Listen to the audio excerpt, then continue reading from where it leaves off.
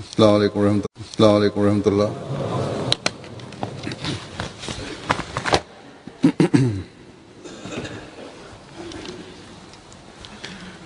अशहदु अल्ला इलाहा इल्लल्लाह वहदहु ला शरीका लहु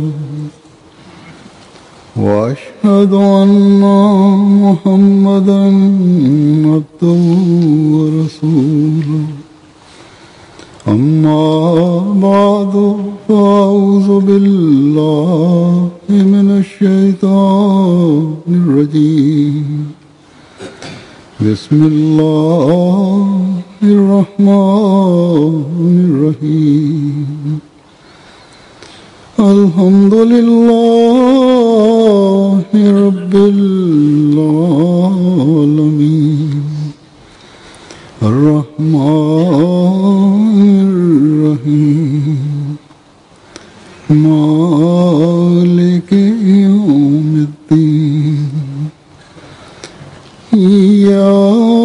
إياك نعبد وإياك نستعين اهدنا الصراط المستقيم صراط الذين أنعمت عليهم غير المغضوب عليهم ولا الضالين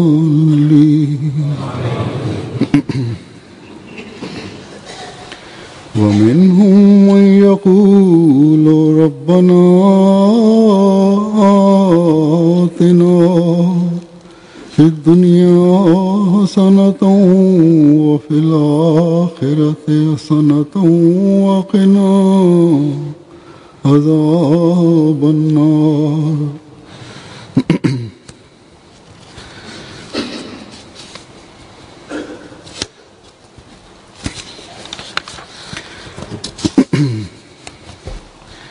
لا يكلف الله نفسا إلا وسعها لها ما كسبت وعليها ما اكتسبت ربنا لا تؤاخذنا إن نسينا وأخطأنا ربنا ولا تحمل علينا إصرا كما حملته على الذين من قبلنا ربنا ولا تحملنا ما لا طاقة لنا به واعف عنا واغفر لنا وارحمنا أنت مولانا فانصرنا على القوم الكافرين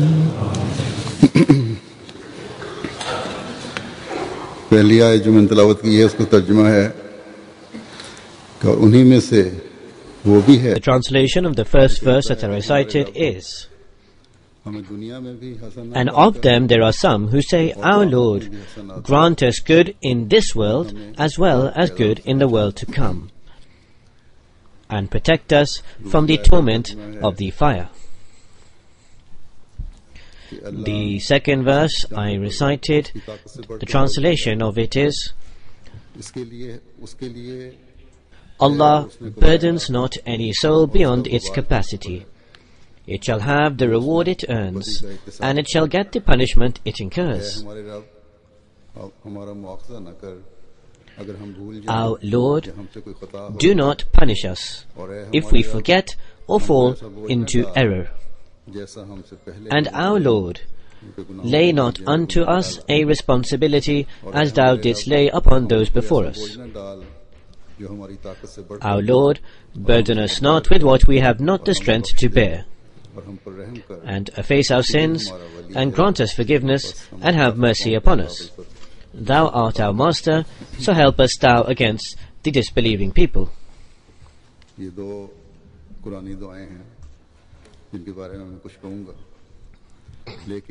Both of these are prayers from the Holy Quran, upon which I shall say some things.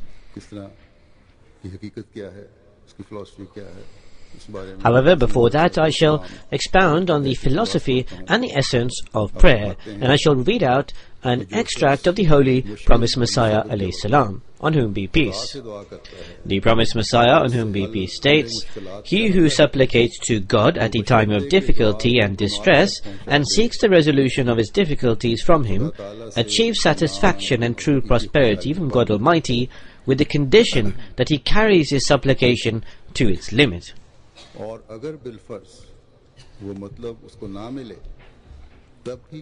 Even if he does not achieve the purpose of his supplication, he is bestowed some other kind of satisfaction and contentment by God Almighty. But in any case, he does not experience frustration. In addition, his faith is strengthened and his certainty increases. But the one who in his supplication does not turn towards God Almighty remains blind all the time, and he dies blind. He says that this exposition is sufficient for those foolish persons who, because of their erroneous assumptions, in other words, those who hold wrong thoughts, because of only looking at things superficially, they criticize that there are numerous such people who seem that despite the fact that they appear to be devoted and completely effaced in their prayer, that their state is such. And this is also what they say, that they are praying in this manner, and this is that state of prayer they are effaced in. Yet, they criticize that they fail in achieving their aims, and they die in the state of failure. In other words, they do not achieve those aims which they desire to aim. Yet, on the other hand, there is another person who neither believes in prayer nor in God. Yet he is triumphant over the other. In other words, he achieves and obtains everything, and he achieves great successes. So thus, as I have just indicated, the true meaning of prayer is the tranquility, satisfaction, and true prosperity to be gained. A person who sees things superficially assumes that a person who is praying for something does not acquire that. But the Promised Messiah ﷺ states, but the person who prays in the true sense, the first condition placed is that it should reach the highest standards and levels. One who prays in this true manner, he does not look at only superficial or apparent things. A person who has the understanding of a mu'min, a true believer, who comprehends what the bond with Allah the Almighty means, does not only consider that have I received what I have supplicated for. But what the Promised Messiah says is that when he prays, he obtains tranquility and inner satisfaction. The Promised Messiah ﷺ says, it is absolutely not correct that this true prosperity can only be obtained in that thing for which we have prayed for. In fact, it is Allah the Almighty who knows what our true prosperity lies in. After that perfect prayer, He then rewards us and blesses us. That is, if the prayer is complete, if the prayer is correct, if the prayer is proper and in accordance with the way Allah the Almighty has taught us, then Allah the Almighty, who understands where the true happiness of a person lies, He provides for that person, He answers the prayers of that person in accordance with what is best for him. The Promised Messiah, on whom be peace, states, he who supplicates with the sincerity of his soul is never truly frustrated. That prosperity which cannot be achieved through just riches and authority and health, but which is in the hand of God, and He bestows it in whatever shape He wills, is bestowed through perfect prayer. If God Almighty so wills, a sincere and righteous person, in the midst of the distress, achieves such delight after supplication, which an emperor cannot enjoy on the imperial throne. Thus this is the essence of prayer. Thus this is what true success is, which is bestowed in the end on those who pray. Thus the supplicant, the delight and satisfaction he acquires, he can obtain it at the time of difficulty. And the Promised Messiah ﷺ says he can obtain such delight and satisfaction which even a king or emperor cannot obtain. So this is the essence of prayer, and this is the summary of the philosophy of prayer. This is the spirit of prayer, and this is the way of thinking of a true mu'min, a true believer, and this is how he should think. We must keep this philosophy of prayer at all times before us. As the Promised Messiah ﷺ stated, for the acceptance of prayer, you must elevate the standard of your prayer to the loftiest levels. When you reach that elevated level, either your prayer is accepted, the prayer which you have asked from Allah the Almighty, and the signs of the manifestation of the acceptance of that prayer begin to appear. Or, on the other hand, you receive such satisfaction and inner tranquility of the heart that Allah the Almighty alleviates the distress the person was in his heart at the time of supplicating. He receives a special kind of tranquility. And the person believes that whatever Allah the Almighty deems it best for me, He will provide for me. This is the manner of thinking of a true mu'min, a true believer. May Allah the Almighty enable all of us to achieve this standard. And this capability to do this is also obtained from Allah the Almighty. This is why we must pray for this to be conferred upon us.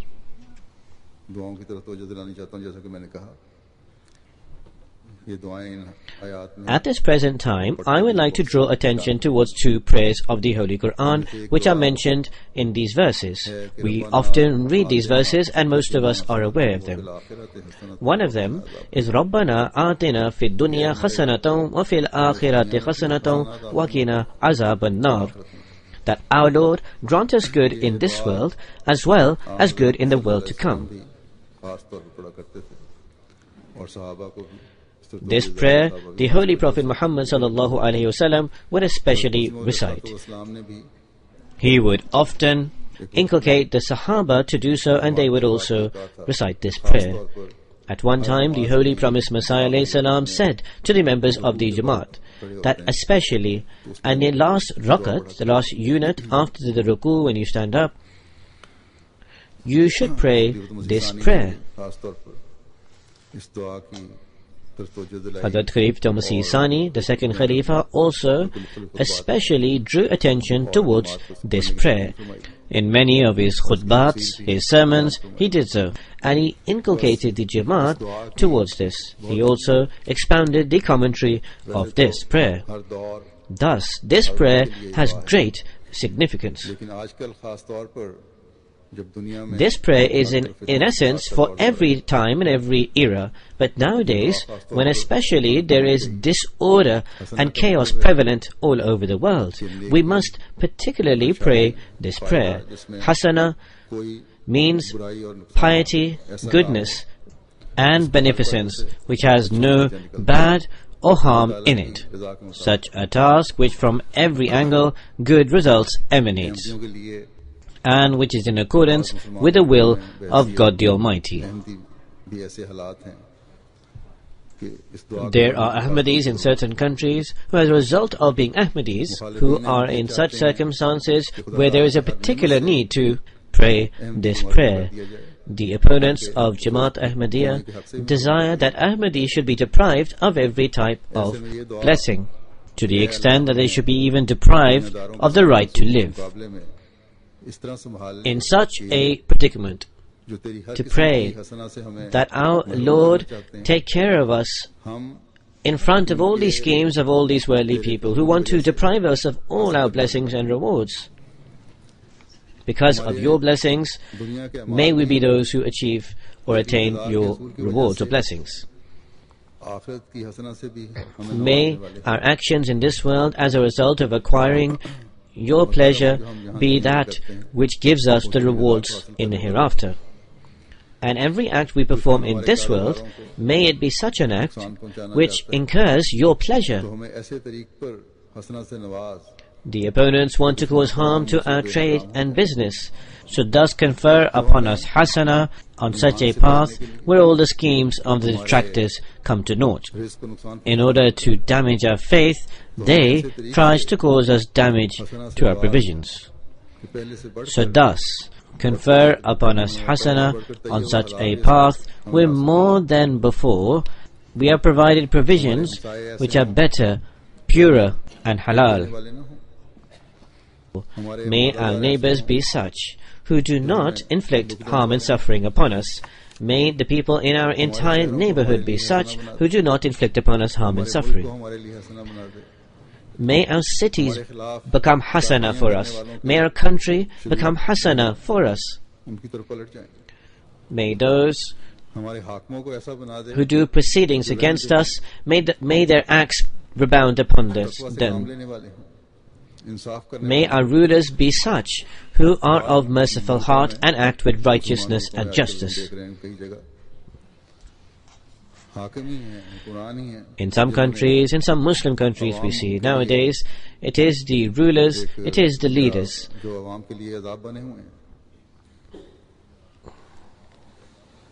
who have become a punishment for the public. May the leaders be those who fulfill the rights of their people. And if in the eyes of Allah the current leadership are not those who are capable of reforming, then bring about such leaders who do possess those required qualities, so thus that the good from the world that we are to receive will be hasana, good. May every benefit be such which acquires your pleasure. Then may our friends be such who desire good for us, who are affectionate towards us, who prove to be a friend in the time of need, and who respond to goodness with goodness. Hazrat Muslim Maud has also explained this in great detail. It may be the case in Pakistan that there is a group of people who follow the Maulvis and try to inflict harm upon the Ahmadis. However, there is also a large proportion of the population of Pakistan who do fulfill the right of friendship. We cannot say that every Pakistani is a bad person.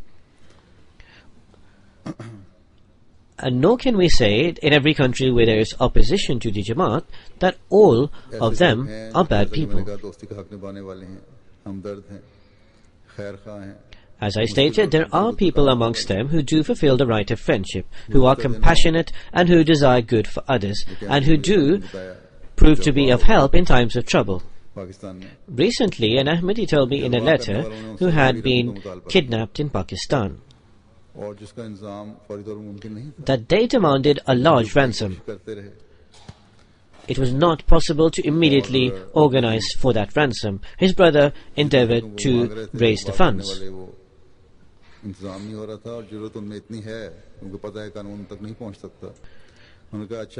They could not fulfill that amount for them, and they knew that there was no point in going to the government. So they said, provide us with a certain amount and the rest give us as a guarantee. And the guarantee cannot be from an Ahmadi either.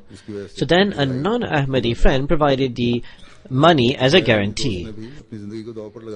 And in this way he was able to be set free. So now that non-Ahmadi friend put his life on the line.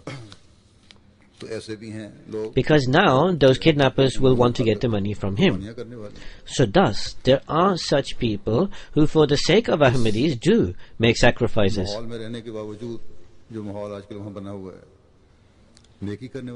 Despite living in such a surrounding and atmosphere which has been formed over there, they perform virtues and they fulfill the right of friendship. They are against the terrorists and the Maulvis. This is also a hasana amongst the hasana of the world. That is a good from amongst the good of the world to acquire good friends. In the same way, I was seeing a report from one of our missions. A new radio station has been established by us. As a result of this, our tabligh, our preaching, has reached a very vast scale. Hearing this, the non-Ahmadis who take help from the Arab countries in order to prove hindrance in the progress of the preaching of Ahmadiyyat, and so that they can make the maximum worldly efforts to cause harm upon us. So thus, Maulvis, they threatened our missionaries, and they go on doing so.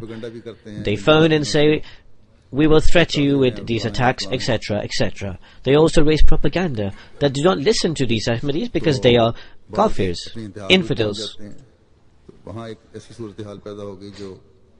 Some reach extreme levels.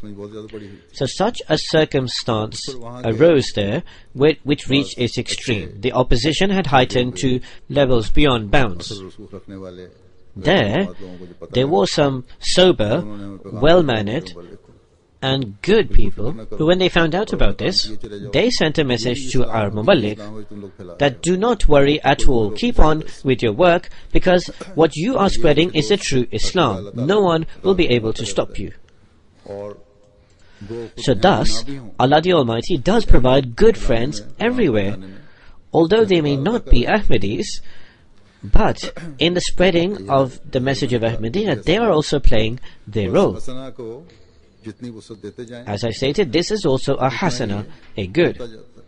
So thus, however much vastness and scope you give to the hasana, to the good, it will go on increasing and widening to that same extent, to encompass all aspects of this worldly life from Allah the Almighty, the extent to which you go on asking for blessings and of the good amongst it, they will keep on being counted amongst the hasana. In your personal life, there is a good wife, there is a good husband, there are good children, there is living a life free from illnesses. In short, everything which in the sight of Allah the Almighty is good and beneficial to us is counted amongst the hasana, the good of the world. And this is the desire and will of a believer, that Allah the Almighty should grant him all that which he requires. It should be good in every respect. It should be good both from the outside and the inside, because it is only Allah the Almighty who knows knowledge of both the seen and the unseen. Thus He can best decide from both an external and internal perspective what is best for us. We can make an error in choosing and selecting or making a decision, but Allah the Almighty can never make a mistake. We may apparently consider a person a good friend, but that same friend could inflict harm and suffering upon us. Such circumstances do come to the fore where a person greatly trusted a friend. He was made a partner in business, but that same partner then caused him great harm. We make a certain person a leader or a ruler, but that same person becomes a cause of harm and suffering. Apart from Jamaat concerns and worries, we see in everyday issues that certain people perform certain acts or do certain things which become a means of worry and concern. Thus, to pray in the proper sense, رَبَّنَا آتِنَا فِي الدُّنْيَا حَسَنَةً وَفِي الْآخِرَةِ حَسَنَةً, which Allah the Almighty then accepts.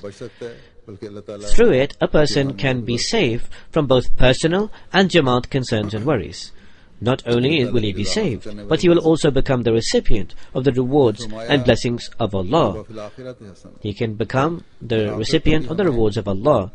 Then it says, وَفِي الْآخِرَةِ حَسَنَةً. The verse says that as well as good in the world to come. That is, also give us whatever is good internally and externally in the hereafter. Hazrat Muslih Maud has explained this in one place, that people assume there is only good in the hereafter, that if Allah Almighty accepts it, there is only hasana. So what does it mean, the good in the inside and outside of the hereafter? Hazrat Muslih Maud explains that although everything in the hereafter is good, apparently, however also in the hereafter there are certain things which are good on the inside but are apparently bad. For example, there is hell.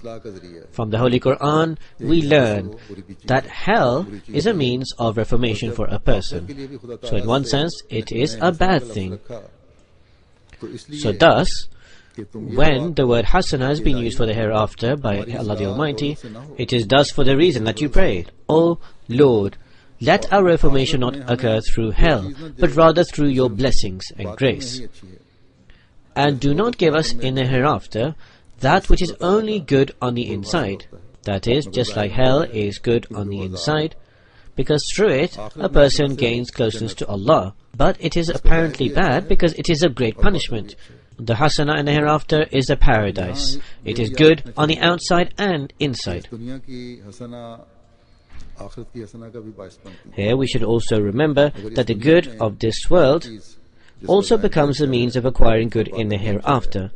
If everything in this world which is good on the outside and inside, and which becomes a means of acquiring the pleasure of Allah, then that will lead to someone receiving something in the hereafter which is good on the inside and outside. In one place, the Holy Promised Messiah ﷺ states, a person to acquire inner tranquility and prosperity needs two things: that from this short life and all the difficulties, hardships, tribulations, etc. which he faces, that he should remain in peace and safe from them. Secondly, it is being saved from evil, immorality, vices, and spiritual ailments which keep him away from Allah, but he should attain salvation from it. The hasana of the world is that spiritually and physically he should remain saved from every vice, filthy life, and humiliation. خُلِقَ الْإِنسَانُ ضَعِيفًا. In other words, man has been created weak. Then he says that even if a person hurts his nail, life becomes tiresome. In this way, when a person's life becomes corrupted, such as prostitutes, how full of wrongdoing is their life? Their life is like a life of animals. They are completely oblivious of Allah and the hereafter. Hasana of the world is that Allah the Almighty, of every aspect, whether it is of the world or the hereafter, He should save us from all evils. And in fil akhirati hasana, the aspect of akhirah, that is also a fruit of the world, this life. If a person attains the hasana of this world, then those virtuous acts are for the hereafter. It is wrong when people say, what is the point of asking for the hasana of this world? Only ask for the hasana of the hereafter.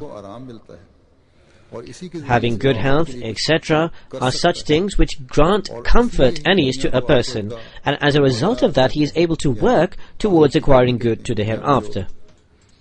This is why we call the world the field of the hereafter.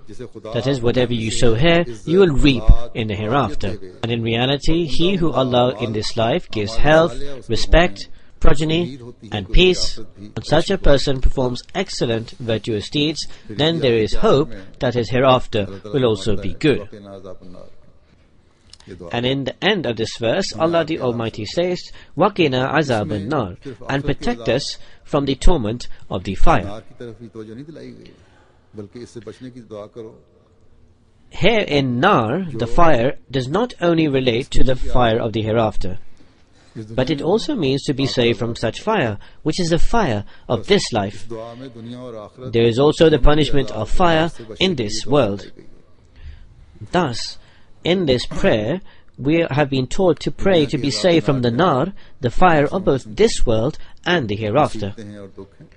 The azab al-nar of this world, the torment of the fire of this world, relates to tribulations, difficulties, and sufferings you face in this life, which Allah the Almighty, if He so desires, instead of a punishment, can become a means of blessing and reward. One example of azab al-nar in this life, the torment of the fire, is the circumstances prevalent in certain countries. You never know whether you are at home or you are in the market where the bullet may hit you from, or destroy a person's life, or take a person's life. There are many lives which are wasted in exactly this manner. So thus, when a person prays azab al-nar, to be protected from the torment of the fire, and where such acts are performed or such circumstances are prevalent, or a person is leading such a life, Allah the Almighty thus accepts his prayer and saves him from this.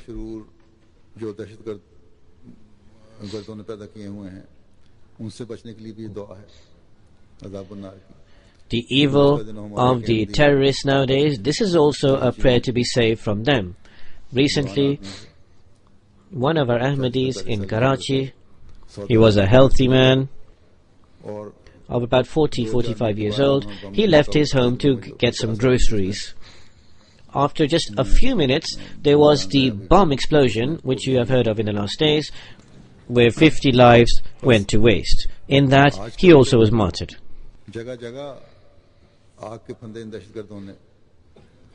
So thus, nowadays, all over the world, there are places where terrorists have lit this fire. To be saved from that punishment, we need to pray to Allah the Almighty profusely. It is in the knowledge of Allah the Almighty where, at what time, and how an event will occur. So thus we should supplicate to Allah that my staying at home and my going outside, through your grace, should become a means of hasana, good for me, and save me from these punishments. Also save me from the fire of the hereafter. I shall read another extract of the Holy Promised Messiah. He says, a person is in need of prayer for whom all paths are closed. There is no other path, and from his heart this prayer emanates. Hazur says, in 2 sermons ago, I explained this briefly with relation to Hazrat Muslih. So here the Promised Messiah ﷺ states, a person is in need of prayer whose all paths are closed. He has no other path except one, and he prays from his heart. Rabbana Atina Fid Dunya is such a prayer, is a prayer of only such people who only know Allah as their Lord. They have firm belief that before their Lord, all other false notions are useless. The fire does not only relate to the fire of the Day of Judgment. It also relates to a person who lives a long life in this world. He sees that there are thousands of types of fire in the world. People who have experienced it know that there are many types of fire in the world. There is fear, there is bloodshed, poverty and hunger, illnesses, failures, humiliation. There are thousands of types of sufferings, for example, relation to your children, your wife. Then there is agitation with issues regarding relatives. In short, all of these are types of fires. Thus a believer prays that save us from all types of fires, as we have grabbed your mantle. Thus, from all these different ways which ruin a person's life and which are a fire for a person, may Allah the Almighty save him from it. दूसरी दुआ जिसकी हमें बहुत ज़रूरत है, इसकी बड़ी अहमियत है, वो सूरह बकरा की आखिरी आयत है. The second prayer, which has great significance and which we need, is in the last verse of Surah Baqarah, which I have already recited. कि ये दुआ मांगो कि रब्बाना. In it, Allah the Almighty has drawn our attention that pray, Rabbana la tu'akhizna in nasina aw akhta'na. That, O our Lord, do not punish us if we forget or fall into error.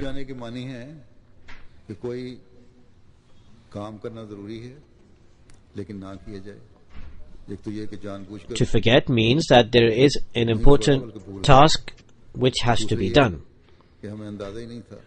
One is to forget it by mistake. The other is we did not even realize that if we do not do this task on time, how much importance that task had. And we remain in this misconception that no matter if we do not perform that task, it is just a small and ordinary job, so there is no problem. So this is why we have asked this prayer that save us from punishment if we forget. But sometimes it also happens that there is an important work. A person does not know what is important or not. But by not performing that task, it can cause us harm in our spiritual progress, and it can cause us harm in our connection with Allah. So thus, our Lord, first of all, do not punish us from forgetting such things, and if we do forget, do not cause us punishment. Secondly, by performing a task in the wrong manner, or by performing a task we should not perform, we pray that may Allah the Almighty not hold us to account, or bring punishment upon us. But in fact, we pray here that forgive our errors, and also save us from the bad effects of that mistake, and also from your anger. However, if purposefully we go on carrying out a wrong act, or if we purposefully go on treading on a wrong path and do not endeavor to reform, and yet we pray this prayer, then this would not be really a prayer. This would actually just be a joke with Allah and with this prayer. Thus, prayers are to bring about better results. It is not to give Allah a test. So thus, it's only when you act accordingly with your prayers where your prayers will become true prayers. Also, as the promised Messiah has said, take those prayers to the highest levels. Then it says, رَبَّنَا وَلَا تَحْمِلْ عَلَيْنَا إِسْرًا كَمَا حَمَلْتَهُ عَلَى الَّذِينَ مِنْ قَبْلِنَا. That, O Allah, lay not on us a responsibility as thou didst lay upon us before us. Here remember that in the command to offer the prayer, and in relation to the injunctions of the commands of the Holy Quran, it has not been said that these are extraordinary burdens. Allah the Almighty has already in this same verse stated previously, لا يكلف الله نفسا إلا وسعها, that Allah burdens not any soul beyond its capacity. He gives tasks and responsibilities to man according to his capacity. Here, this prayer which says, do not lay upon us such a responsibility, it means that people in the past were given punishments. May not those punishments to the nations of the past be given to us. May we not make the same mistakes that the people of the past made, through which they were destroyed. If we go on making mistakes, and then say that lay not upon us the responsibility of the people of the past, then this cannot be so. This is against the general law of Allah.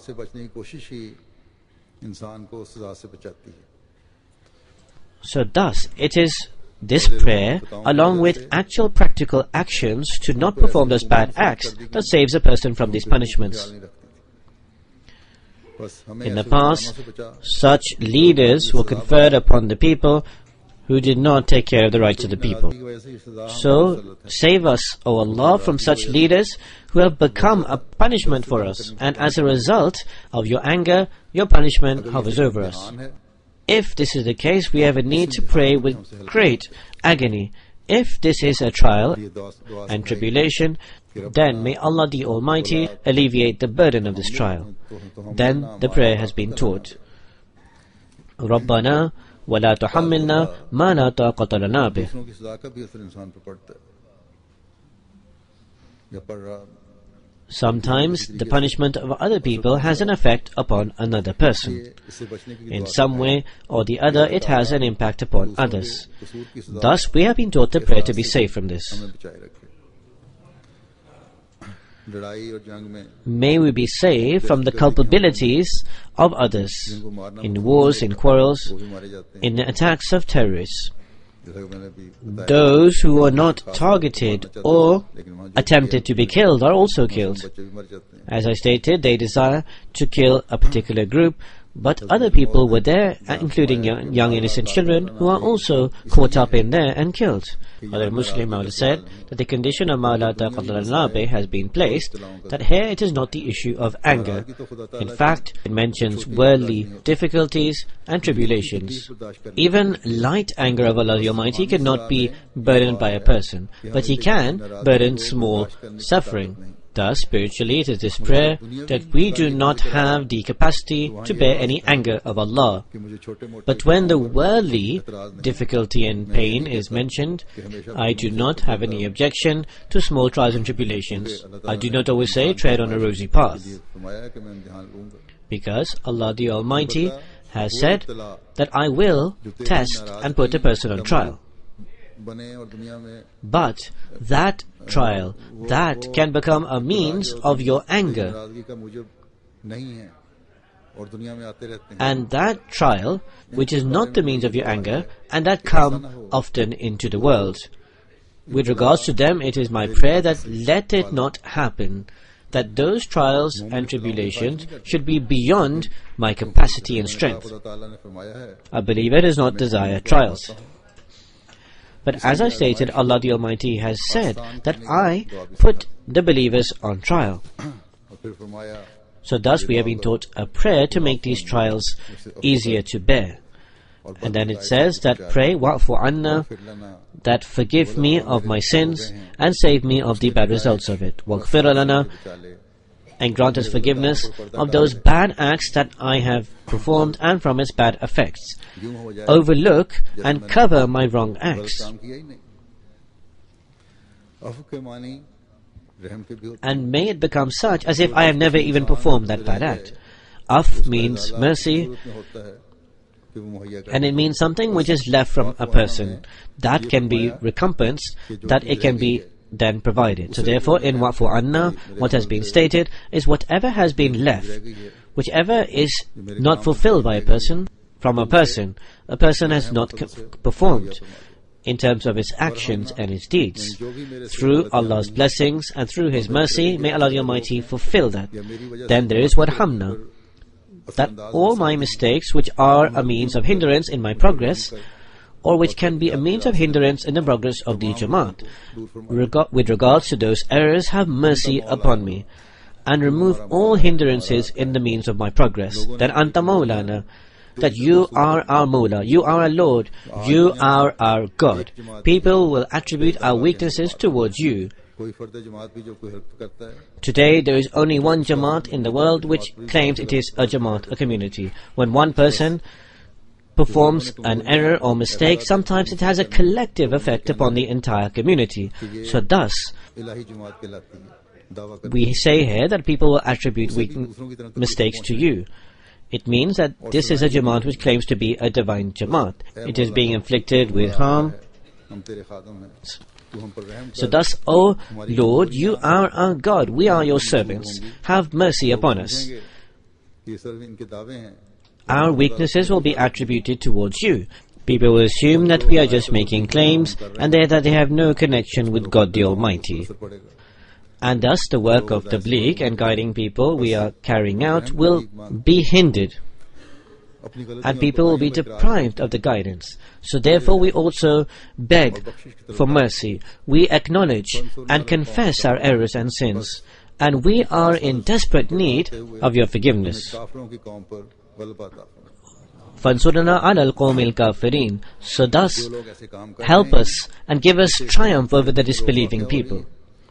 Those people who are carrying out such acts which are becoming a means in the progress of Islam, enable us to be triumphant over them.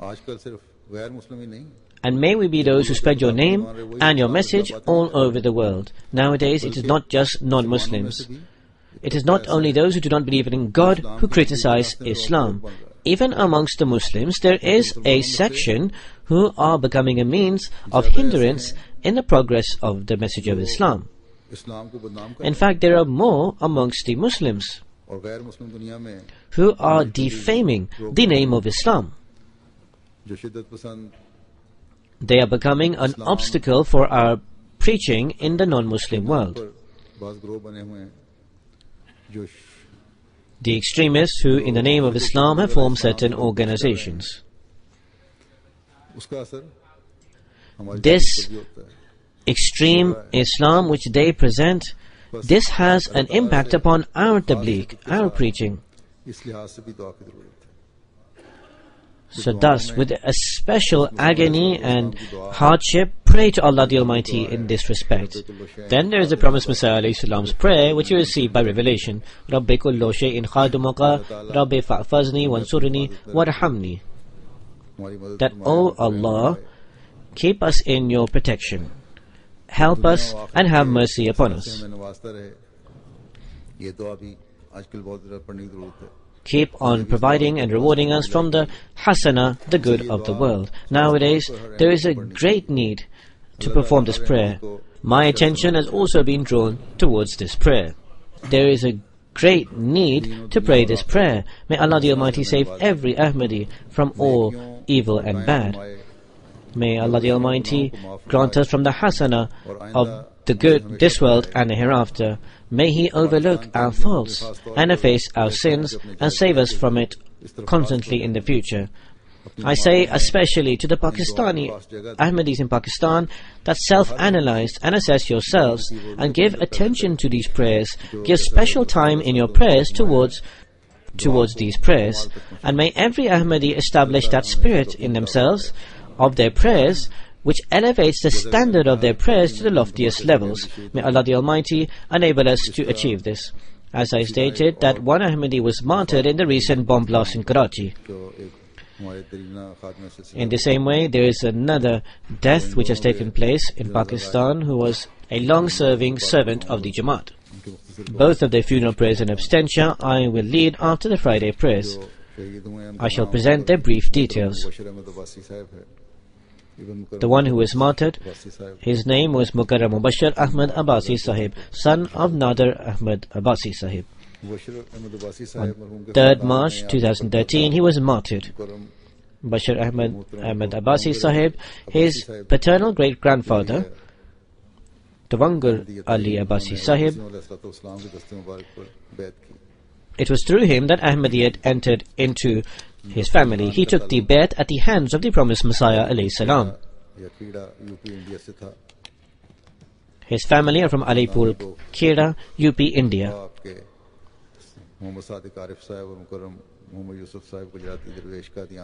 His uncle Muhammad Sadiq Arif Sahib and Muhammad Yusuf Sahib Gujarati were Dervish of Qadian. His paternal grandfather was in the Indian police. After retirement, he dedicated his life and then he worked as Inspector of Baitul Mal in Qadian. Mubashir Ahmad Abbasi Sahib, the martyr, was born in 1968 in Gujranwala. He was 45 years old. In 1982, he went to Karachi for work purposes. At the time of his martyrdom, he was working in the Karachi retirement factory. On the evening of 3rd March 2013, at the time of Maghrib, in Abbas town, Karachi, there was a bomb blast, as a result of which more than 50 people lost their lives and many more were injured. He lived in the same area of Abbas town. 5 minutes before this incident, he had come out of his home to purchase some goods, and he came into the bomb blast zone.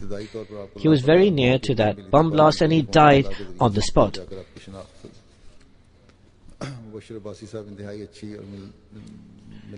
At the time, they could not identify him. Later, he was identified. He was a very friendly and social person. He had great love and friendship with his wife, children and friends. Apart from his wife, he leaves behind one daughter, Khatija Mubashir, who is 12 years old, and one son, Nader Bugs, who is 10 years old. And there are 3 brothers and sisters apart from them. The second funeral is of a long-serving servant of the Jamaat, Mukarram Dr. Sultan Mahmud Shahid Sahib. He passed away on 3rd March 2013 at the age of 90. Inna lillahi wa inna ilayhi raji'un. He was born on 16 October 1923. His father, Hadrat Sayyid Sardar Ahmad Shah Sahib, was a Sahabi, a companion of the promised Messiah. He had dedicated his life before his birth. After completing his BSc from Islamia College, Lahore in 1946 from the Muslim University, Aligarh, he passed his MSc in chemistry. Immediately after, he presented himself before Hadrat Muslih Maud, the second Khalifa. Hadrat Muslih Maud appointed him as a chemistry lecturer in Talim al-Islam College, Qadian.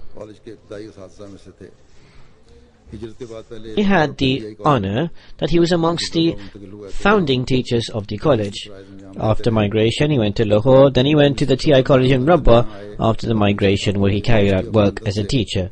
In 1956, he came to London. In 1958, from the University of London, he did a PhD in organic chemistry.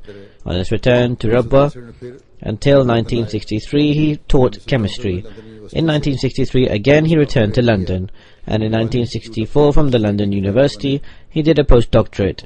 Royal Institute of Chemical Society he became a fellow of. In the same way, from 1964 to 1978 he was a professor and the head of chemistry department of Talim al-Islam College, Rabwa, and he also worked for a short period of time as a principal. In 1972, when the college and the educational institutions were forcibly taken by the government in Pakistan, he then was transferred to the government college Rawalpindi. Then he served as principal of 2 other colleges. In 1986 he retired. After this, seeing the circumstances of the educational institutions in Rabwa, he opened schools, primary and high schools. And for a long period of time, until the schools were established by the Jamaat there, his schools performed great work and also took care of the kids. Dr. Sahib was a very simple person who had great compassion for others. He would always provide help to those in need. He would help those who could not acquire education by providing them education. He would always come before people with great love and affection.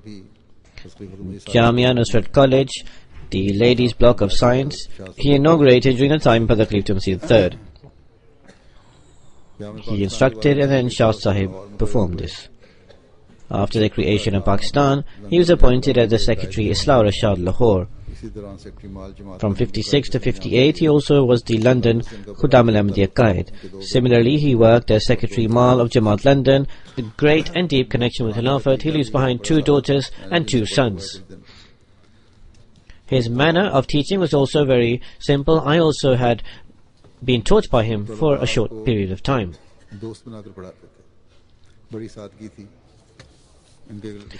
He would make his students his friends. He had great simplicity. Somebody has written, Mujib Askar Sahib, that once they were giving duties in the Langar Khana in Pakistan. He came, the deceased, to get some bread. So he started giving to him, and he said, "Wait, let me give you some cloth to put the hot bread in." He said, I have not brought any hot bread. So deceased then put forward his shirt and put the hot bread in there, the hot naan, and he did not have any ego or any kind of reservation that how he was taking it away, because he was thinking that I am going to feed the guests of the promised Messiah. He was a very simple person. May Allah the Almighty elevate his rank, and may Allah the Almighty also elevate the rank of the martyred. May Allah the Almighty grant solace and endurance to the children who have been left behind. Alhamdulillah, Alhamdulillah, nahmaduhu wa nasta'inuhu wa nastaghfiruh.